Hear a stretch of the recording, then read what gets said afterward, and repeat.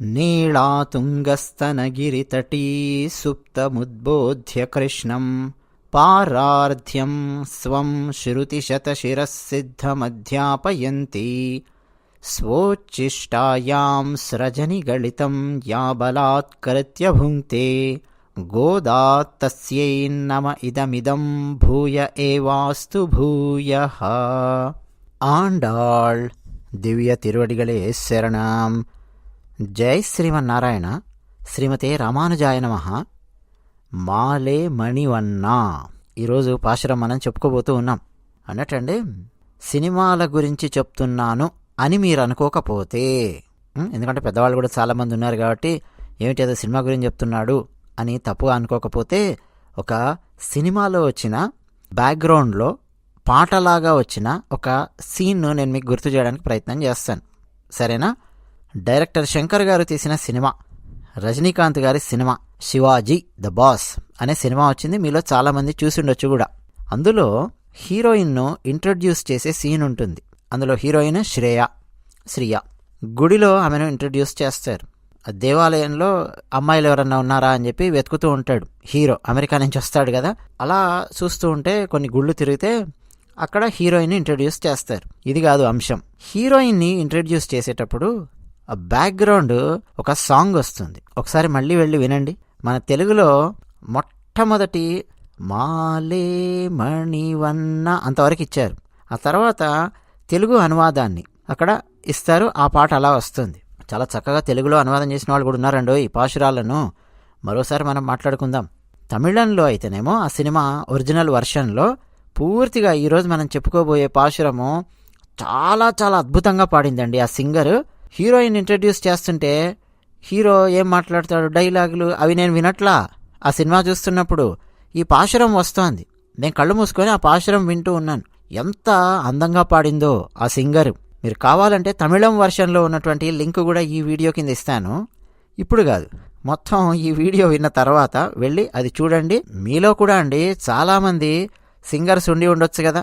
నేనైతే పాడువాణ్ణి కాదు కాబట్టి మీలో ఉన్న సింగర్స్ ఎవరన్నా ఉంటే ప్రాక్టీస్ చేయడానికి ప్రయత్నం చేయండి.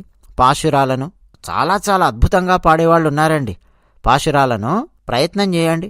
మీరు కూడా దేవాలయాలలో వచ్చే సంవత్సరం కాకపోతే ఆ పై సంవత్సరం, ఆ పై సంవత్సరం కాకపోతే ఆ తర్వాత సంవత్సరం మీరు కూడా చక్కగా పాడొచ్చు. నాద నీరాజనం అని ఎస్విబిసి వాళ్ళు వేస్తూ ఉంటారు, టీటీడీ వాళ్ళు కండక్ట్ చేస్తూ ఉంటారు కదా. సాక్షాత్తు తిరుమల శ్రీ వెంకటేశ్వర స్వామి వారి దగ్గరే నాద నీరాజన మంటపం అని ఉంటుంది. అక్కడ కూర్చొని కూడా మీరు చక్కగా పాడొచ్చు. అలా కూడా కొన్ని బృందాలు వెళ్ళి గానం చేస్తూ ఉంటారు.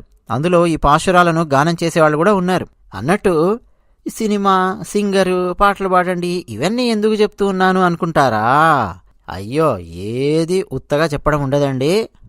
ఇతిహాసం ఛానల్లో ఈరోజు సింగర్స్ను కూడా కాస్త ప్రస్తావించారు గోదాదేవి అమ్మవారు. అందుకనే ఆ విషయం కూడా కలిపి చెప్పానన్నమాట, సరేనా? ఇక నిన్న పాశురంలో కంసమామ గురించే కాస్త ఎక్కువగా మాట్లాడుకున్నాం కదా. నిజానికి ఒక తల్లి కడుపున పుట్టావు, మరో తల్లి దగ్గర పెరిగావు అని మొదలుపెట్టారు నిన్నటి పాశురాన్ని. నిజానికి నిన్నటి పాశురంలో మనం దేవకీమాత, యశోదామాత వీళ్ళిద్దరి గురించి కూడా మనం కాస్త చెప్పుకోవాలి. సరే, కంసమామ గురించి ఎక్కువగా మనం చెప్పుకునేసరికి సమయాభావం వల్ల వాళ్ళ గురించి మనం ఎక్కువ మాట్లాడలా. స్థాళీపులాక న్యాయంగా కొంచెం మనం ఆ ఇద్దరు తల్లులను తలుచుకొని మనం ముందుకు వెళదాం. కృష్ణుడు ఎవరి కుమారుడు అంటే దేవకీ కుమారుడు అన్నది మనం చాలా తక్కువగా చెప్పుకుంటామండి.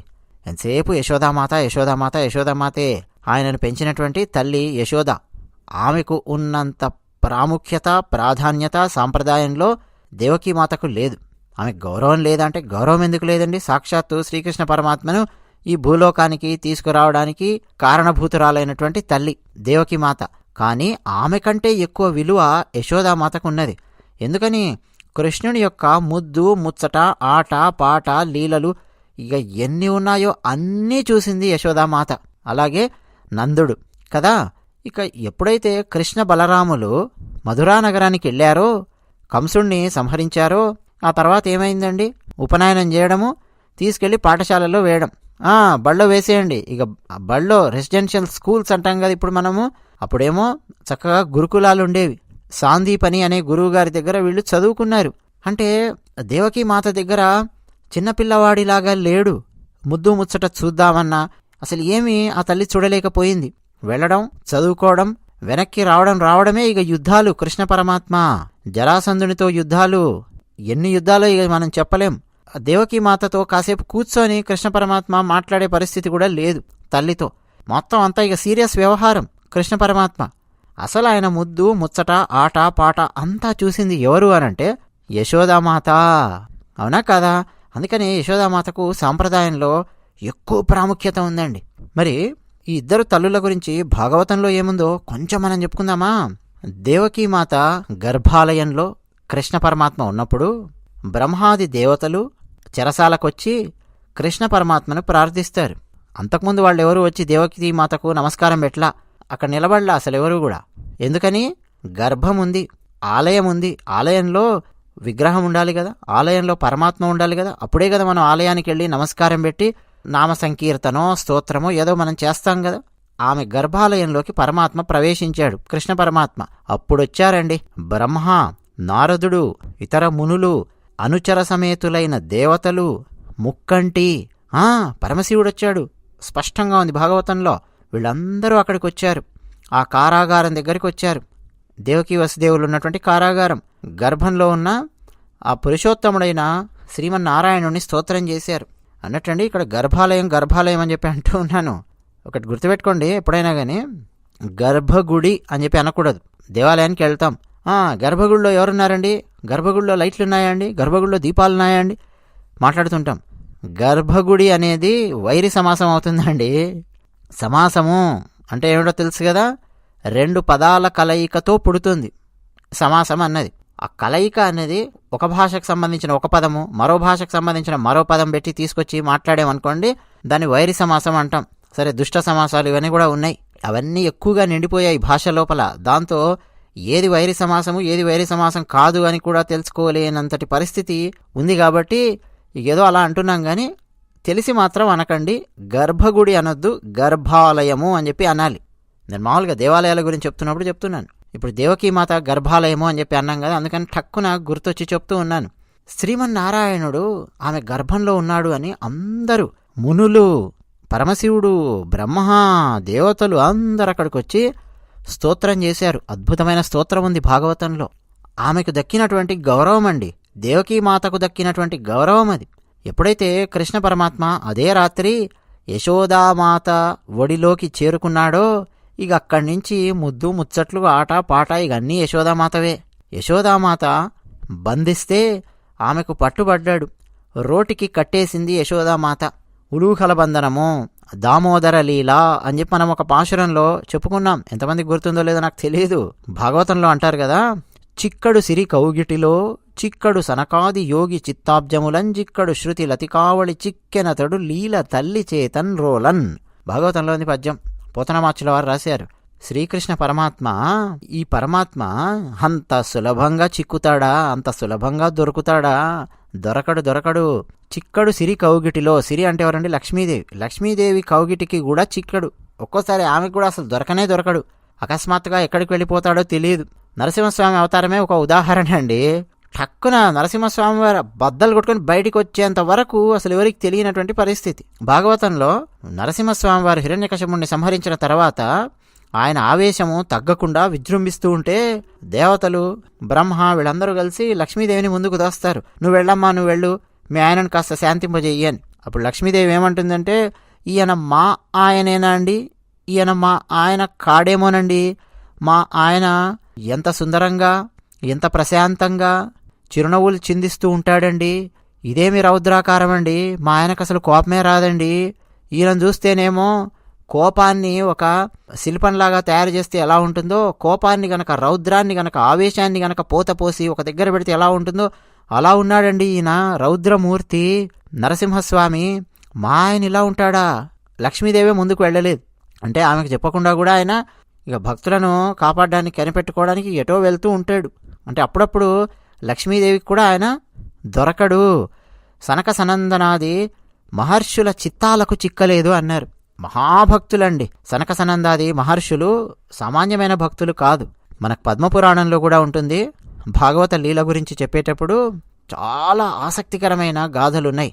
చెప్పుకుందాం ముందు ముందు ఇతిహాసం ఛానల్లో. మీరు సబ్స్క్రైబ్ అయితే ఎక్కువ మంది చూస్తున్నారంటే అలాంటి అద్భుతాలు మరిన్ని మనం తెలుసుకోవడానికి ప్రయత్నం చేద్దాం. మనందరం కలిసి అధ్యయనం చేయడానికి ప్రయత్నం చేద్దాం. వాళ్ళ చిత్తాలకు కూడా అంత సులభంగా దొరకడు, ఉపనిషత్తులకు దొరకడం లేదు. అంటే ఉపనిషత్తులకు దొరకడం లేదంటే ఉపనిషత్తులు పరమాత్మ గురించే మాట్లాడతాయి, మోక్షం గురించి మాట్లాడతాయి, తత్వం గురించి మాట్లాడతాయి. కానీ ఎంత చెప్పాలన్నా పరమాత్మ గురించి చెప్పడం చాలా కష్టమే అవుతోంది. సంపూర్ణంగా చెప్పలేనటువంటి పరిస్థితి. అసలు ఉపనిషత్తుల్లో ఒక్కొక్కటి అర్థం చేసుకోవాలి అని అంటే ఉపాదాన కారణం, నిమిత్త కారణం, అసలు సృష్టి ఎలా ఏర్పడింది, పరమాత్మ ఎవరు, ఉపాయం అంటే ఏమిటి, ఉపేయం అంటే ఏమిటి, ఇవన్నీ ఒక్కొక్కటి టెక్నికల్ వర్డ్స్ అన్నీ అర్థం చేసుకుంటూ రావాలి కదా. అలాంటి పరమాత్మ ఎంత సులభంగా తల్లి చేతికి చిక్కాడయ్యా, యశోదామాత చేతికి తీసుకొచ్చి రోటికి కట్టిపడేసింది ఈమె. ఎందుకో తెలుసునా? భక్త పరాధీనుడు, ఆశ్రిత పక్షపాతం ఉన్నవాడు, అందుకే తల్లికి చిక్కాడయ్యా అని మనకు భాగవతంలో రాశారు. ఇక ఈనాటి పాశురం గురించి ఒకసారి చూద్దామా? మాలే మణివన్నా మార్గళి నీరాడువాన్ மேலையார் செய்வனகள் வேண்டுவன கேட்டியேல் ஞாலத்தை எல்லாம் நடுங்க முரல்வன பாலன்ன வண்ணத்துன் பாஞ்ச சென்னியமே போல்வன செங்கங்கள் போய் பாடுடையனவே சால பெரும் பறையே பல்லாண்டி செய்ப்பாரே கோல விளக்கே கொடியே விதானமே ஆலி நிலையாய் అరుళేలొరెంబావాయ్. ఆండాళ్ దివ్య తిరువడిగలే శరణం. ఇదండి ఈనాటి పాశురము. ఈ పాశురాలను చక్కగా పాడడానికి మీలో సింగర్స్ ఎవరన్నా ఉంటే ప్రయత్నం చేయండి అని చెప్పాను కదా. చూడండి, ప్రయత్నం చేయండి, నేర్చుకోండి, సరేనా? ఇక ఈనాటి పాశురానికి అర్థం ఏంటన్నది ఒక్కసారి మనం చూద్దాం మొత్తం. ఓ ఆశ్రిత పక్షపాతం ఉన్న మణివర్ణుడా, ప్రళయ కాలంలో మర్రి ఆకు మీద పవళించే ఓ నీల మణివర్ణుడా, మార్గళి స్నానం చేయడం కోసం, పెద్దలు చేసే అనుష్ఠానాల కోసము పెద్దలు చూపించిన దారిలో నడుస్తూ కావాల్సిన ఉపకరణాలు మాకు కొన్ని కావాలి పరమాత్మ, మేం చెబుతాము, మీరు దయచేసి వినండి. కేటిఎల్ భూమి అంతా వణికిపోయేటట్టు ధ్వనిని సృష్టించే పాలరంగులో ఉన్న నీ పాంచజన్యానికి సరిపోయే శంఖాలను మాకివ్వు.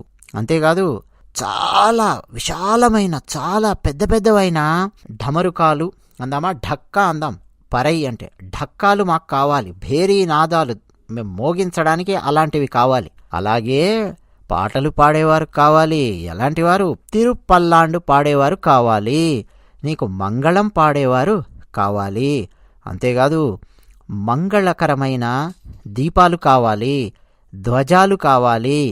అంతేకాదు వితానము అన్నారు, అంటే పైనుంచి మంచు లాంటివి ఏవి కూడా పడకుండా ఉండడానికి ఒక ఛత్రము లాంటిది కావాలి. ఇలాంటివి అడిగారండి. ఇవి ఇవ్వు పరమాత్మ మాకు. ఇదనమాట ఈ పాశురానికి అర్థం. మాకు ఇవన్నీ అనుగ్రహించండి అంటున్నారు. ఏముందండి ఈ పాశురంలో చెప్పండి? పరమాత్మను ఆశ్రిత పక్షపాతి అని చెప్పి అన్నారు, పరమాత్మను మణివర్ణుడా అని చెప్పి పిలిచారు, మాకు ఇగో ఇవన్నీ కావాలయ్యా అని చెప్పి అడుగుతూ ఉన్నారు. కానీ అండి అంత సులభంగా లేదు ఈ పాశురము. చాలా చాలా లోతులున్నాయి. కొంతమంది మహానుభావులు అయితే పూర్వాచార్యులు 30 నుంచి 40 పేజీల దాకా వ్యాఖ్యానాన్ని రచించినటువంటి వాళ్ళు ఉన్నారు తమిళంలో. అంత లోతైనటువంటి అర్థాలున్నాయి. అన్నీ మనం ఎక్కడ చెప్పుకుంటాం, కానీ కొన్ని మనం చెప్పుకోవడానికి ప్రయత్నం చేద్దాం. పూర్వాచార్యులు పెద్దలు మనకు అందించినటువంటి అనుగ్రహము, జ్ఞానం వల్ల మనం ప్రయత్నం చేద్దాం. సరేనండి. ముందుగా ఈ పాశురంలో ఎన్ని వస్తువులు అడిగారండి? 6 వస్తువులు అడిగారు.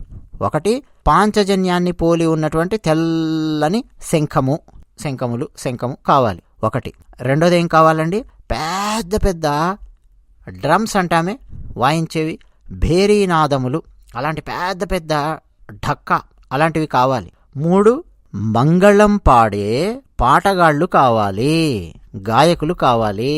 తర్వాత అండి మంగళకరమైన దీపాలు కావాలి, ధ్వజం కావాలి, తర్వాత ఓ పెద్ద ఛత్రం లాంటిది ఒకటి కావాలి. ఇవి అడిగారు. ముందుగా అండి మాలే అనే పదం ఉంది. మాలే ఆశ్రిత పక్షపాతము ఉన్నవాడా అని చెప్పి అర్థం. మాలే అంటే అంటే భక్త వ్యామోహంతో ఉండేవాడా అని చెప్పి అర్థం. భక్తులు అంటే వ్యామోహము, నీకు నిన్ను ఆశ్రయించిన వాళ్ళు అంటే నీకు వ్యామోహము, అలాంటి వాడా అని చెప్పి అర్థం. గోపికలు ఆ విధంగా పరమాత్మను పిలుస్తున్నారు అని ఎవరు పిలుస్తున్నారండి? ఆండాళ్ళు తల్లి పిలుస్తోంది పరమాత్మను. ఎప్పుడైనా సరే పరమాత్మ మనకు కావాలి అని చెప్పి అనుకున్నప్పుడు ఇగో ఇలాంటి పదాలతో మనం పిలవచ్చు. మాలే అని చెప్పి పిలవచ్చు. ఆశ్రిత పక్షపాతము అంటే ఉదాహరణ అర్జునుణ్ణి మనం తీసుకొని చూడొచ్చండి. అర్జునునికి రథసారథిగా చేశాడు కృష్ణ పరమాత్మ. అసలు రథసారథిగా చేయడం ఏంటండి? ఆలోచించండి. అంటే డ్రైవింగ్ చేసే జాబ్, డ్రైవర్ జాబ్ అన్నమాట. ఆ చేస్తున్నది ఎవరు? సుదర్శన చక్రాన్ని ప్రయోగించగలిగే పరమాత్మ. చేస్తున్నది ఎవరు? ఎందరినో రాక్షసులను చిన్ననాడే సంహరించినటువంటి పరమాత్మ. ఎన్నెన్నో యుద్ధాలలో తాను ప్రత్యక్షంగా పాల్గొని ఎందరినో దుష్టులను, భూమికి భారంగా ఉండేవాళ్లను సంహరించిన పరమాత్మ. అవునా? ఆయన మరి యుద్ధంలో సరాసరి వచ్చి పాల్గొని ఆయన యుద్ధం చేయొచ్చు కదా, చేయలా. చేయకుండా అర్జునునికి రథసారథిగా ఉన్నాడు. డ్రైవింగ్ జాబ్ అంటే ఎలా ఉంటుందో మీకు తెలుసు. ముందు రావాలి, కారు సరిగ్గా ఉందా లేదో చూసుకోవాలి, కారులో పెట్రోల్ ఉందా లేదో చూసుకోవాలి, కారు నీట్గా ఉందా లేదా తుడిచి పెట్టాలి. ముందు కారు యజమాని వచ్చి కారులోకి ఎక్కిన తర్వాత అప్పుడు డ్రైవర్ కూర్చుంటాడు. డ్రైవర్ ముందు దిగుతాడు, ఆ తర్వాత డోర్ పట్టుకుంటే ఆ తర్వాత యజమాని దిగుతాడు. కారు మధ్యలో ఏమైనా బ్రేక్ డౌన్ అయినా ఏం చేయాలి ఏంటనేది ఈ డ్రైవర్ చూసుకోవాలి. డ్రైవర్ బాధ్యత అనేది ఇలా ఉంటుంది కదా.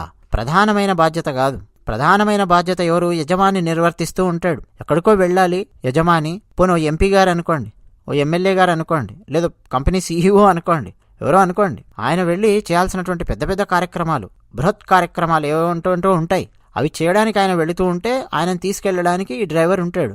అక్కడ చేర్చడము, ఎదురు చూస్తూ కూర్చోవడం గమనిస్తే కదా.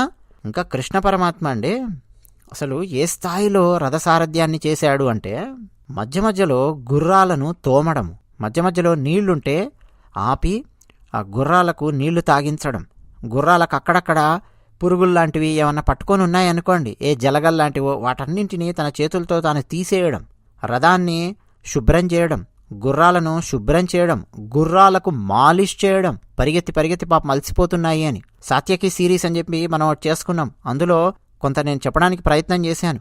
మళ్ళీ ఆ సిరీస్ పబ్లిష్ చేయడానికి ప్రయత్నం చేస్తాం ఇతిహాసం ఛానల్లో, చూద్దురు గాని. ఇవన్నీ చేశాడండి కృష్ణ పరమాత్మ. ఇక ఆలోచించండి ఎందుకు ఇవన్నీ అంటే ఆశ్రిత వ్యామోహము.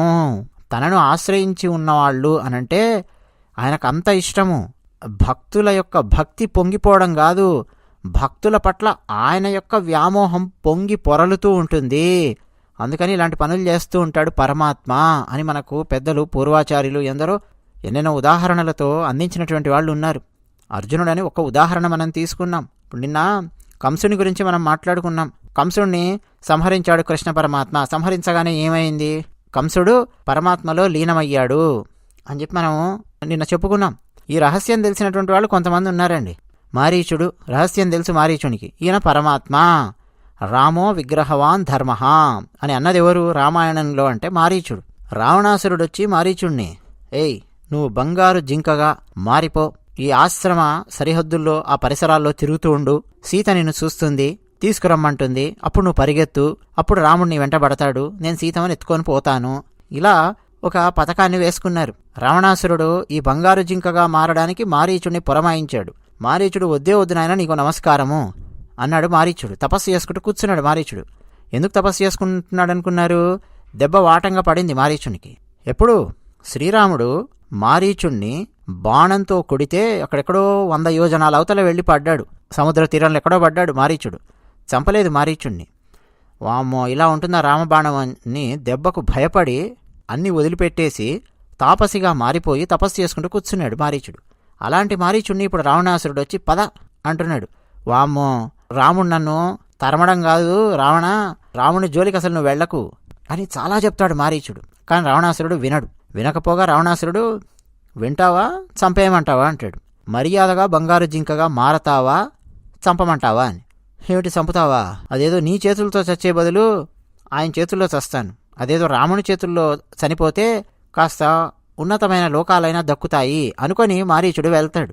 మారీచునికి తెలుసు రాముడు పరమాత్మ, ఆయన చేతుల్లో పోతే సాక్షాత్తు మోక్షం వస్తుంది అన్న విషయం తెలుసు మారీచునికి అని మనకు రామాయణ రహస్యాలలో పూర్వాచార్యులందరూ చెప్తూ ఉంటారు. భీష్మ పితామహుడు, ఆయనకు తెలీదా కృష్ణుడు పరమాత్మ అని? తెలుసు.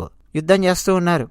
ఎవరు? అర్జునుడు, భీష్ముడు. మధ్యలో కృష్ణ పరమాత్మకు చాలా చాలా కోపం వచ్చింది. ఈ భీష్ముడు చావనైనా చావడు, ఏమిటి ఈ యుద్ధము, ఇంత దారుణంగా యుద్ధం చేస్తున్నాడు పాండవుల మీద. కోపం వచ్చేసింది కృష్ణునికి. ఎందుకని? పాండవులు అంటే వ్యామోహం. ఎందుకని? మాలే ఆశ్రిత వ్యామోహం. సుదర్శన చక్రం తీసుకొని కిందికి అలా దూకాడు కృష్ణుడు భీష్ముడిని చంపడానికి. వెంటనే భీష్ముడు తన ధనుర్బాణాలన్నీ పక్కన పెట్టి నమస్కారం పెట్టి, రా రా చంపు చంపు అని చాలా సంతోషంగా, చంపు స్వామి అని చెప్పి నమస్కారం పెట్టాడు.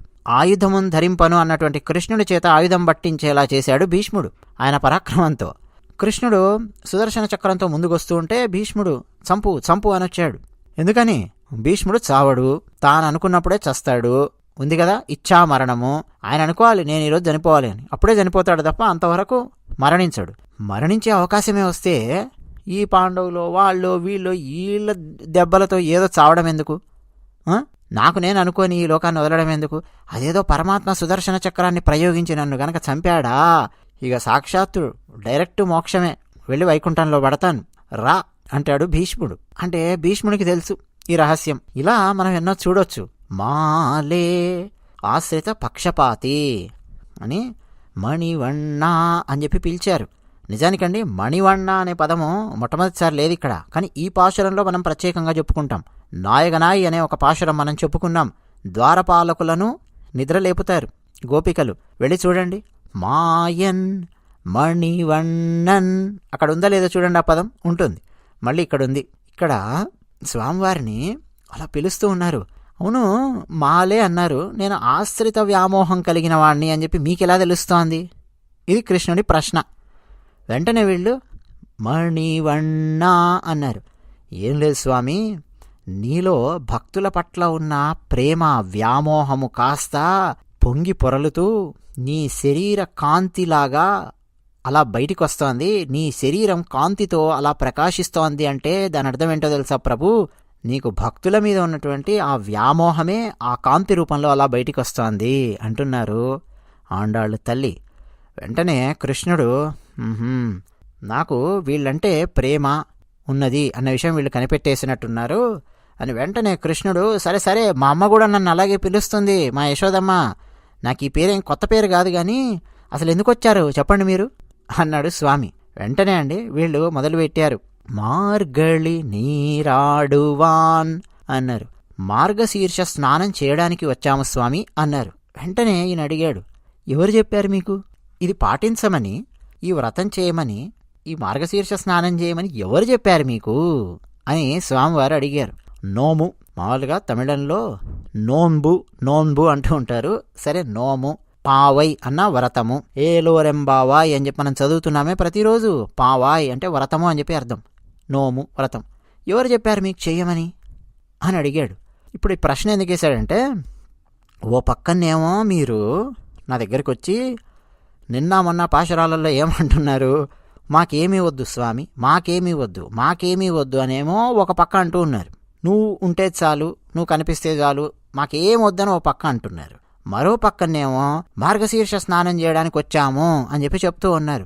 అసలు ఎవరు చెప్పారు మీకు ఇవి చేయమని అని అడిగాడు. అప్పుడు వెంటనే అండి మేలయ్యార్ సేవనగళ్ వేండువనా అని చెప్పి అన్నారు. అంటే స్వామి మా పెద్దలు ఆచరించారు కాబట్టి మేము చేస్తున్నాము అని చెప్పారు. గోదాదేవి అమ్మవారండి మనకు మొట్టమొదటి 2-3 రోజుల్లోనే కొన్ని విషయాలు మనకు అర్థం చేయించారు. సెయ్యాదన సెయ్యోం అనే వాక్యాన్ని మనం చాలాసేపు అర్థం చేసుకున్నాం. సెయ్యాదన సెయ్యోం అంటే వ్రత నియమాలలో ఒకటి ఏమిటి, చేయకూడని పనులు మేం చేయము అని చెప్పారు గోదాదేవి అమ్మవారు. అక్కడ మనం ఏం వ్యాఖ్యానం చెప్పుకున్నాం, పూర్వాచార్యులు చెప్పింది, పెద్దలు ఆచరించని మార్గాన్ని మేము ఆచరించాం, పెద్దలు చూపించిన మార్గాన్నే మేము ఆచరిస్తాము అని గోదాదేవి అమ్మవారు చెప్పారు కదా. ఇప్పుడు ప్రశ్న వస్తుందండి, పెద్దలు ఆచరించినటువంటి మార్గాలన్నీ కూడా ఉత్తమమైన మార్గాలేనా? ఉత్తమమైన మార్గాలైతే పర్వాలేదు. ఆ మధ్యలో ఎక్కడైనా ఏదన్నా తేడా కొట్టిందనుకోండి, అప్పుడు ఏమిటి పరిస్థితి? ఇప్పుడు కొంతమంది భారతీయ సనాతన ధర్మం నుంచి వేరే వేరే దారులు వెతుక్కొని జంప్ అవుతున్నటువంటి వాళ్ళు, వేరే వేరే మార్గాల లోపలికి వెళ్తున్నటువంటి వాళ్ళు కూడా ఉన్నారు, మనం చూస్తున్నాం. ముఖ్యంగా మరి ఆ సమయంలో ఏం జరుగుతుందండి? మా ఇంట్లో మా పెద్దవాళ్ళు ఆచరించారండి, నేను చేస్తున్నాను అని సమాధానం ఇచ్చారనుకోండి, ఎలా ఉంటుంది?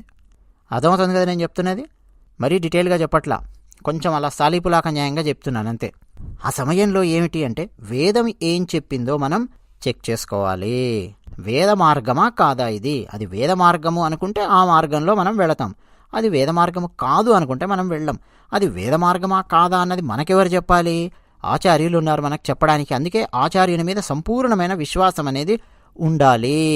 దాని గురించి కూడా మనం ఒక పాశురంలో మనం చెప్పుకున్నాం. నందునికి సంబంధించి వచ్చినప్పుడు చాలామంది ఆచార్యుణ్ణి విశ్వసించరు. మనకు ఎదురుగా విగ్రహ రూపంలో కనిపిస్తున్న పరమాత్మ, ఆ విగ్రహంలో ఉన్నాడు, విగ్రహమే పరమాత్మ అని చెప్పి మనం నమ్మము. నమ్మినటువంటి అన్నమయ్య తరించాడు, నమ్మినటువంటి శ్రీరామదాసు తరించాడు, నమ్మినటువంటి మీరాబాయి తరించింది, నమ్మినటువంటి భక్త తుకారాం తరించాడు, నమ్మినటువంటి జ్ఞానదేవర్ తరించాడు, నమ్మినటువంటి నామదేవర్ తరించాడు. ఇక ఎన్ని పేర్లు అని చెప్పమంటారండి నన్ను? కానీ మనం నమ్మం సంపూర్ణంగా. ఆచార్యుని మీద విశ్వాసము ఉండదు, విగ్రహం మీద విశ్వాసము ఉండదు, రకరకాల సందేహాలు, సంశయాత్మ వినశ్యతి అని చెప్పినట్టుగా అలా తయారవుతుందన్నమాట జీవితం అంతా. అది వేద మార్గమా కాదా అన్నది చెక్ చేసుకోవాల్సి ఉంటుంది. అది చెప్పేవారు ఎవరు అనంటే ఆచార్యులు, పెద్దలు అనంటే ఇక్కడ ఇలాంటి అర్థాలు ఉన్నాయన్నమాట.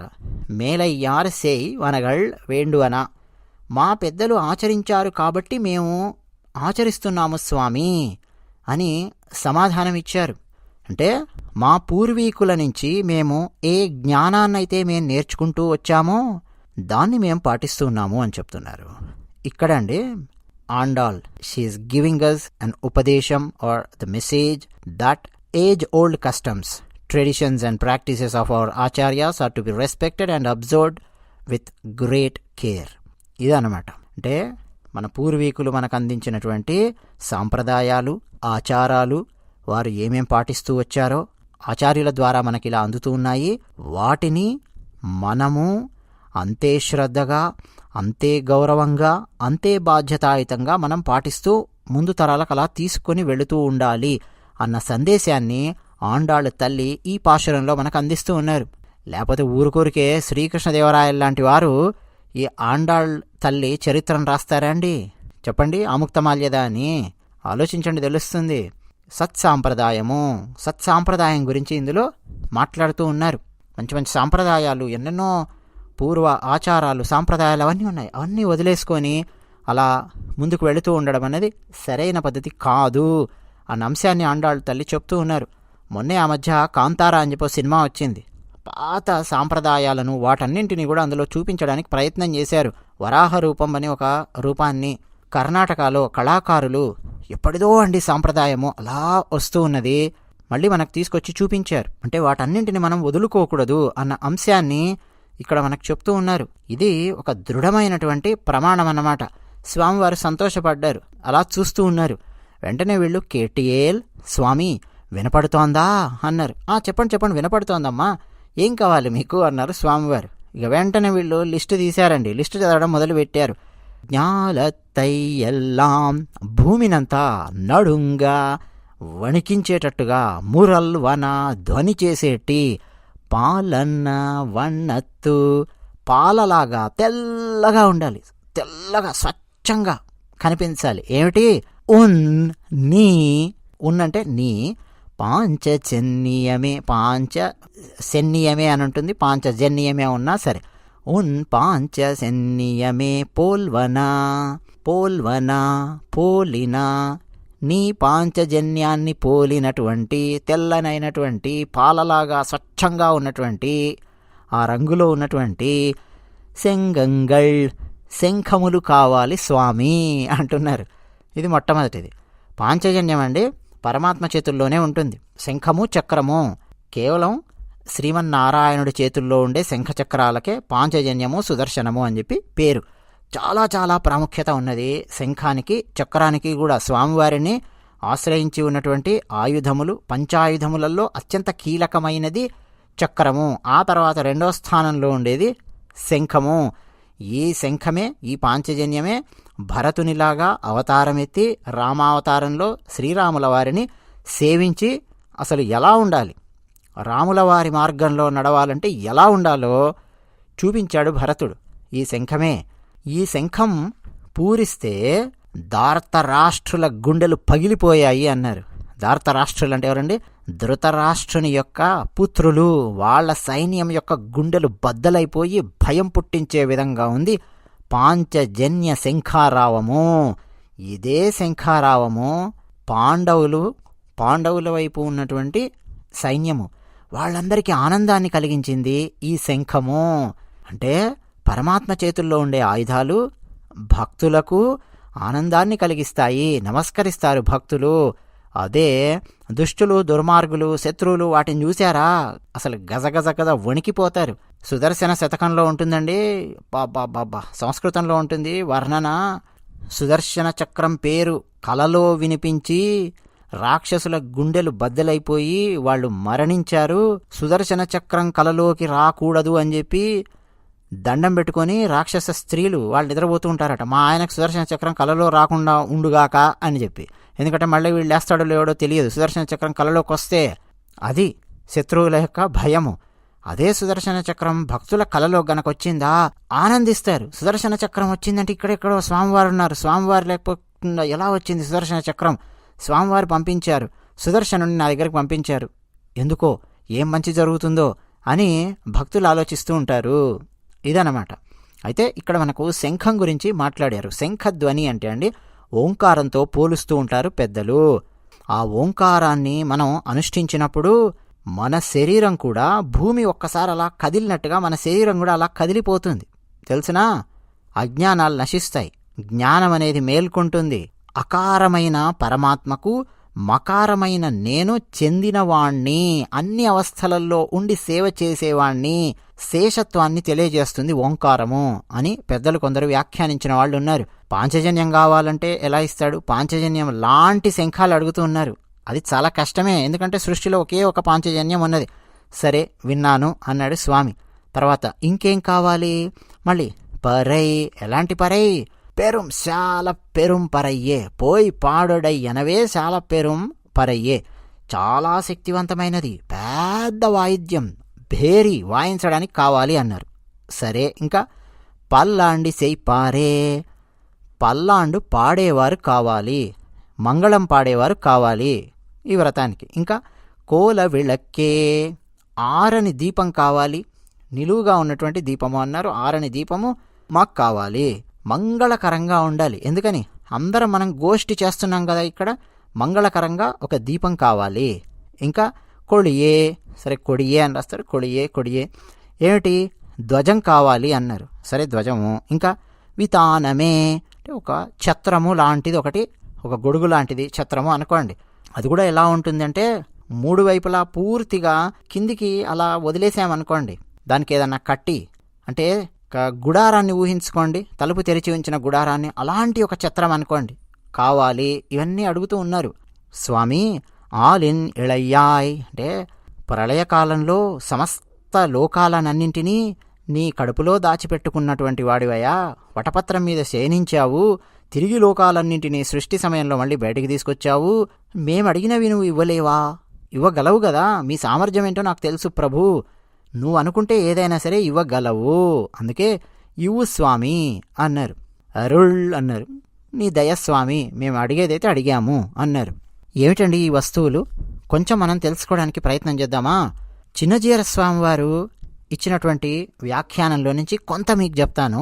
ఆ తర్వాత అభినవ దేశికన్ అంటారండి స్వామివారు, వారు చెప్పింది ఏమిటో కూడా నేను మీకు ఇక్కడ అందివ్వడానికి ప్రయత్నం చేస్తాను. ఒకటి ముందు చిన్నజీయర స్వామివారు మొత్తం ఈ వస్తువులన్నీ అడిగారు కదా వీళ్ళు, శంఖం కావాలి అన్నారు. ఆ ఊళ్ళోనే కోవెలలో ఉండే శంఖాన్ని ఒకటి తెప్పించి స్వామివారు వీళ్ళకు అందించారు. అది మొట్టమొదటిది. రెండోది స్వామివారి దగ్గర ఉన్నటువంటి భేరి, అలాగే కొమ్ము బూర, ఇలాంటివన్నీ స్వామివారితో సంబంధం ఉన్నటువంటివన్నీ అక్కడ ఏమేమైతే ఉన్నాయో సంగీత పరికరాలు, వాటిని వీళ్ళకి ఇచ్చాడు స్వామివారు. ఎందుకు అంటే తాను తినేటప్పుడు, అది కూడా వెన్న తినేటప్పుడు ఘట నృత్యం చేసేవాళ్ళు వాడే వాయిద్యాన్ని ఇచ్చారు స్వామివారు. అలాగే పల్లాండు పాడేవాళ్ళు కావాలి అనంటే ఎవరిళ్ళు పల్లాండు పాడేవాళ్ళు? రామానుజాచార్యుల వారి సంపర్కంతో ఏర్పడిన భక్త గోష్ఠికి మంగళం పాడిన నమ్మాళ్ళవార్.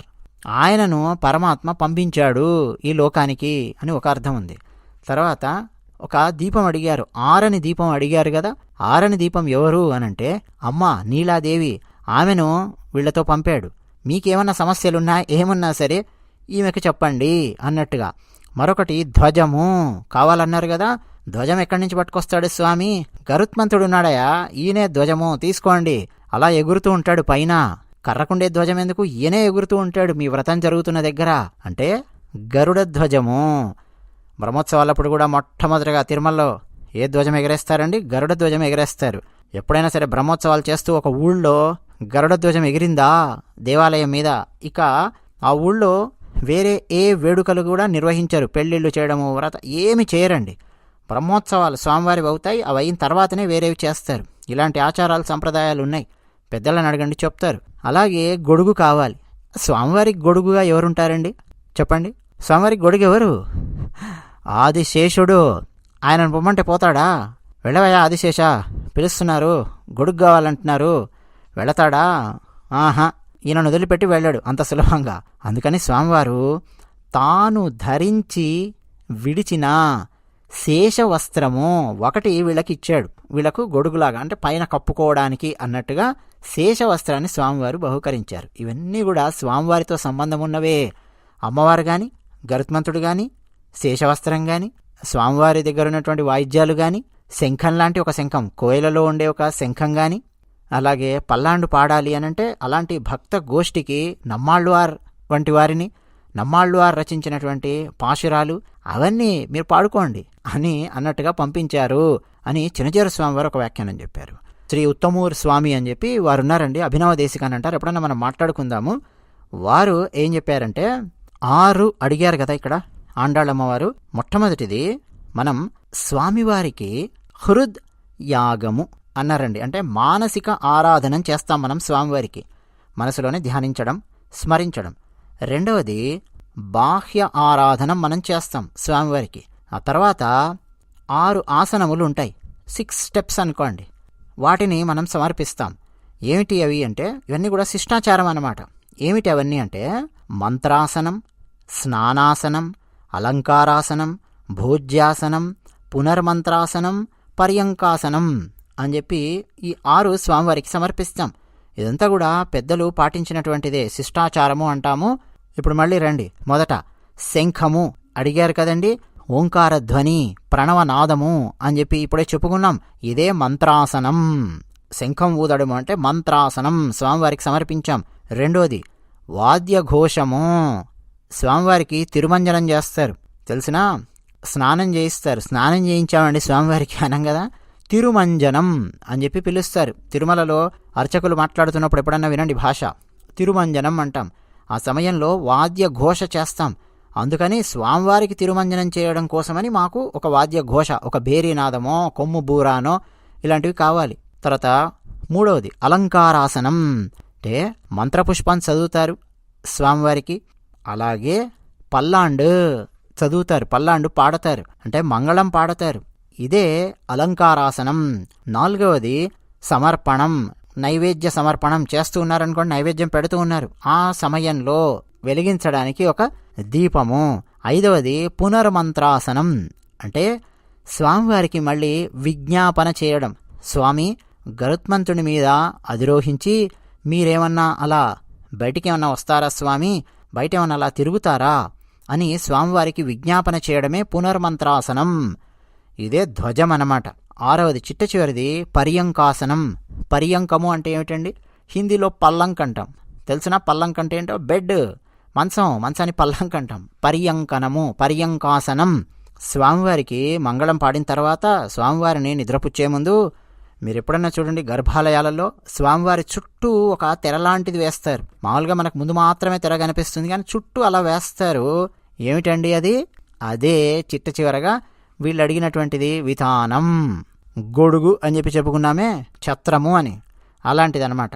ఇవన్నీ కూడా ఆండాళ్ అమ్మవారు ఎందుకు అడిగారు ఈ పాశురంలో అంటే, స్వామి నీకు మేము ఇలాంటి కైంకర్యాలు చేయబోతూ ఉన్నాము, ఇలాంటి కైంకర్యాలు మేం చేయడం కోసమని మాకివన్నీ కావాలి, మా కోసం కాదు, మళ్ళీ నీకు కైంకర్యం చేయడానికే మాకు ఇవన్నీ కావాలి.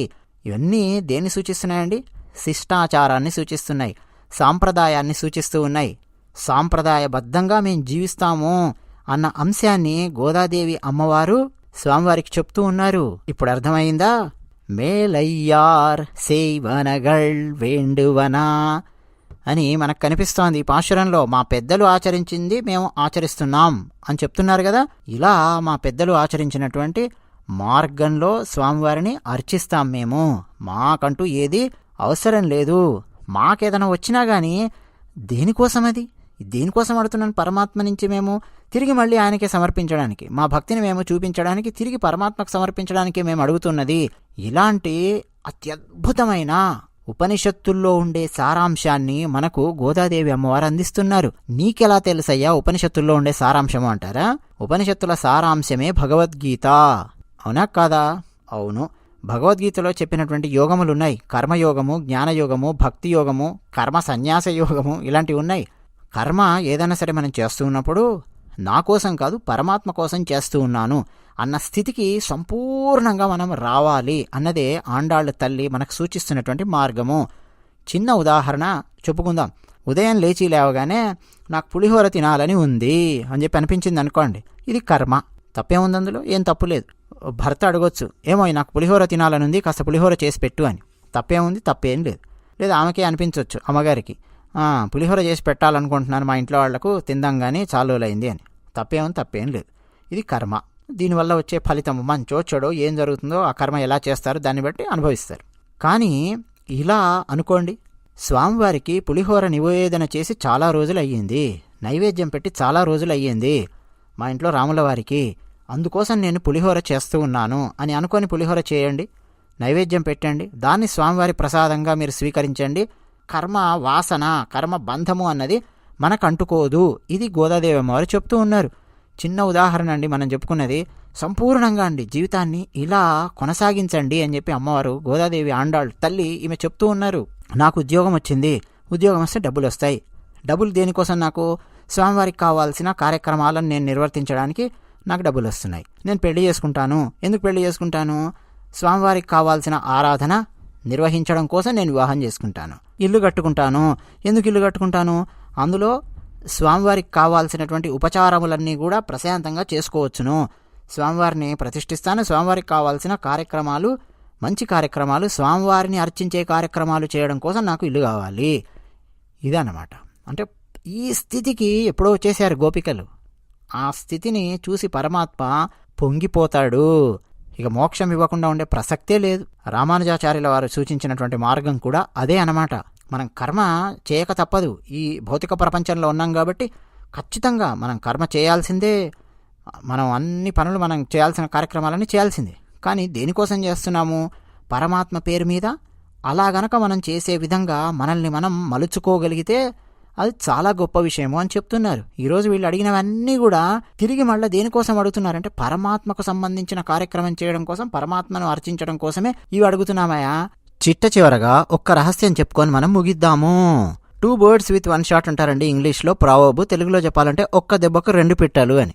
ఒక దెబ్బకు 3 పిట్టలు కొట్టడానికి ప్రయత్నం చేశాం మనము. ఈ పాశురంలో మొట్టమొదటి 3 నిమిషాలలోనే ఈ పాశురం చెప్పడం కంటే ముందు ఈరోజు నేను చెప్పిన మొట్టమొదటి అంశం ఏంటండి? శివాజీ అనే ఒక సినిమా గురించి చెప్పాను. ఆ సినిమాలో వచ్చే ఒక బ్యాక్గ్రౌండ్ లాగా వచ్చే ఒక పాట గురించి నేను చెప్పడం జరిగింది. 3 ఏం కొట్టాము అంటే 2 పిట్టలు కాదు, 3 పిట్టలు కొట్టాం. ఒకటి ఏంటంటే సినిమాలో ఈ విధంగా ఉంది పాట, మీరు కూడా నేర్చుకోవడానికి ప్రయత్నం చేయండి, అంటే పాడుకోవడానికి కూడా అనుకూలంగా ఉంటుంది తిరుప్పావై అన్న అంశాన్ని ఒకటి చెప్పడం జరిగింది. 2, ఈనాటి తిరుప్పావైలో పల్లాండు పాడేవారు కావాలి స్వామి, అంటే గాయకులు కూడా కావాలి స్వామి, స్వామివారి మంగళం పాడడం కోసము అని గోదాదేవి అమ్మవారు చెప్పారు కదా. ఆ విషయం కూడా ఈ పాశురంలో ఉంది అన్న విషయం చెప్పడం జరిగింది. మరో కీలకమైన అంశం ఏంటంటే ఎంతమంది వీడియోస్ చిట్ట చివరి దాకా వస్తారో లేదో చూడ్డానికి అదొక చిన్న పరీక్ష అన్నమాట. సినిమా గురించి చెప్పి కింద నేను కామెంట్ సెక్షన్లో లింక్ ఇవ్వగానే చాలామంది పాశురం యొక్క అర్థము, వ్యాఖ్యానం మొత్తం వదిలేసి కామెంట్ సెక్షన్లోకి వెళ్ళి ఆ లింక్ క్లిక్ చేసి శివాజీ సినిమాలో ఎక్కడేముంది, శ్రియా ఇంట్రడక్షన్ షాట్ ఏముంది అక్కడికి వెళ్ళిపోతారన్నమాట. ఇక ఈ పాశురంలో మనం ఏం మాట్లాడుకున్నాము ఏంటి అనేది అసలు విషయాలు మొత్తం వదిలేస్తారు. చాలామంది బయటికి వెళ్ళిపోయి ఇక అక్కడి నుంచి వేరే యూట్యూబ్లోకో ఫేస్బుక్లోకో ఎటెటో వెళ్ళిపోతారు, మళ్ళీ వెనక్కి రారు. అలాంటి వాళ్ళు కూడా చాలామంది ఉంటారు. చిట్ట చివరి దాకా అండి కూర్చొని ఏకాగ్రతతో వింటేనే తత్వం అనేది అర్థం అవుతుంది. అందుకనే ఒక రహస్యాన్ని మనం చిట్ట చివరి దాకా దాచిపెట్టి ఇక్కడ చెప్తూ ఉన్నాము. మరికొంతమంది పూర్వాచార్యులు ఏం చెప్పారు ఈ పాశురం గురించి అంటే, ఈ పాశురం యొక్క మొట్టమొదటి పాదంలో మొట్టమొదటి పదం ఏముందండి? మాలే అనే పదం ఉంది. ఇదే పాశురంలో చిట్ట చివరి పాదానికి రండి, మొట్టమొదటి పదం ఏముందండి? ఆళిన్ ఇళయ్యాయ్ అని చెప్పి ఉంది కదా. మాలే ఆళిన్ ఇళయ్యాయ్. ఈ పదాలు భగవద్గీతలోని చరమ శ్లోకాన్ని సూచిస్తున్నాయి అని పూర్వాచార్యులు కొందరు వ్యాఖ్యానించారు. ఏమిటి భగవద్గీతలో చరమ శ్లోకం? సర్వధర్మాన్ పరిత్యజ్య మామేకం శరణం వ్రజ అహం త్వా సర్వపాపేభ్యో మోక్షయిష్యామి మా శుచః.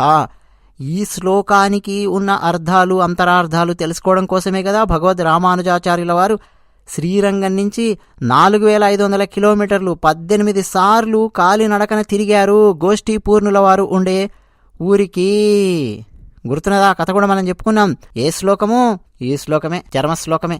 చరమశ్లోకంలో మాం అని చెప్పి ఉంది. మీరు గమనిస్తే మామేకం శరణము రజ.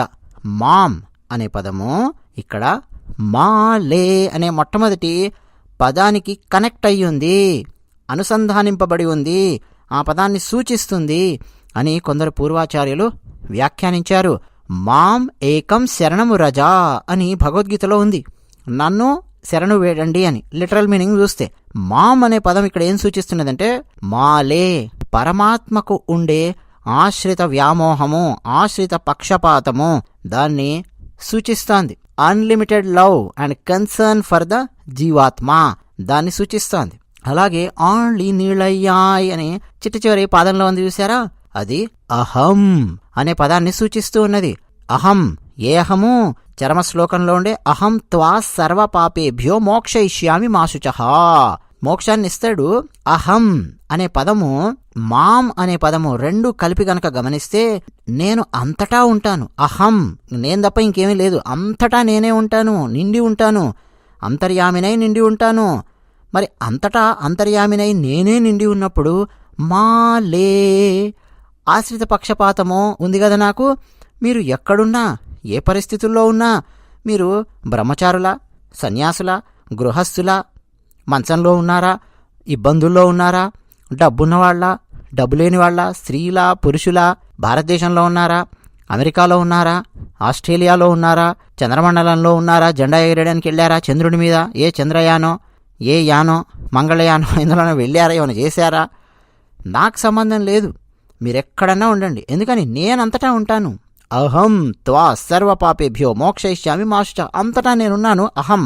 కాబట్టి మాలే, నేను నా ప్రేమను, నా వ్యామోహాన్ని నన్ను ఆశ్రయించిన వాళ్ల పట్ల నేను అంతులేనంత కురిపించగలను. కాబట్టి ఏం చేయాలండి? ఆయనను మనం పట్టుకోవాలి. ఆయనను మనం పట్టుకున్నామంటే ఎక్కడున్నా, ఏ పరిస్థితుల్లో ఉన్నా, ఎలా ఉన్నా సరే ఆయన మనకు కావాల్సింది ఇవ్వగలడు. ఆశ్రిత పక్షపాతి మాలే. ఇలా మాలేలో ఉన్నటువంటి మా అనేది మామేకం శరణము రజా అని భగవద్గీతలో ఉన్నటువంటి శ్లోకంలో ఉన్న మాం అనే పదాన్ని, అలాగే ఈ ఆళినిళయ్య ఈ పదం ఉంది కదా, ఇది అహం, అహంత్వా సర్వపాపేభ్యోలో అహం అన్నదాన్ని సూచిస్తుంది అని పూర్వాచార్యులు ఇందులో ఉన్నటువంటి పాశురంలో ఉన్నటువంటి రహస్యార్థాలను, గూఢార్థాలను వివరించడానికి మనకు ప్రయత్నం చేశారు. ఇప్పుడు అర్థమవుతున్నదా అండి? ఆండాళ్ళ తల్లి అందించినటువంటి పాశురాలు సామాన్యమైనవి కావు. అసలు లోతులు తవ్వుతున్నా కొద్దీ ఇంకా చాలా చాలా ఉన్నాయి. అంతటి లోతులు ఉన్నాయి కాబట్టి భగవద్ రామానుజాచార్యులు లాంటి వారు వీటిని అనుసంధానం చేశారు. తిరుమల శ్రీ వెంకటేశ్వర స్వామి వారి దగ్గర ప్రతిరోజు కౌసల్యా సుప్రజారామ పూర్వాసంధ్యా ప్రవర్తితే ఉత్తిష్ట నరశార్దూలా కర్తవ్యం దైవమాహ్నికం అని చెప్పి చదువుతూ ఉన్నారు. కౌసల్యా సుప్రజారామ ఉండదండి నెల రోజుల పాటు. మార్గశీర్ష మాసంలో, ధనుర్మాసంలో ఉండదు. ఏముంటుంది నెల రోజులు? తిరుప్పావై ఉంటుంది నెల రోజుల పాటు. నెల రోజుల పాటు శ్రీ వెంకటేశ్వర స్వామి వారిని ఎలా చూస్తారో తెలుసా? శ్రీకృష్ణ పరమాత్మలాగా భావిస్తారు వెంకటేశ్వర స్వామివారిని. తిరుమలలో వేడి నీటితో స్వామివారికి అభిషేకం చేయడము, అలాగే బెల్లపు దోశలు వేయడము, బెల్లంతో చేసిన పదార్థాలు. ఇక శ్రీకృష్ణ పరమాత్మకు ఎలాంటి నైవేద్యాలైతే పెడతారో అదే విధంగా అండి వైఖానసాన్ని సుస్పష్టంగా అనుసరిస్తూ భగవద్ రామానుజాచార్యుల వారు పెట్టినటువంటి నియమాలను తూచా తప్పకుండా పాటిస్తూ తిరుమలలో ఆ విధంగా కొనసాగుతూ ఉంటుంది. బయట రాజకీయాలు అవి ఇవన్నీ పక్కన పెట్టేయండి, ఎలా పాటిస్తున్నారు సాంప్రదాయాన్ని అన్నది మాత్రం చెప్తున్నానండి. అత్యద్భుతంగా పాటిస్తూ ఉంటారు, అందులో సందేహం లేదు. ఇదన్నమాట ఇందులో చెప్పింది. మరొకసారి ఈ పాశురంలో నేనేం చెప్పానో పూర్తిగా వినండి. మీ అభిప్రాయాలను కామెంట్ సెక్షన్లో రాయండి. జై శ్రీమన్నారాయణ.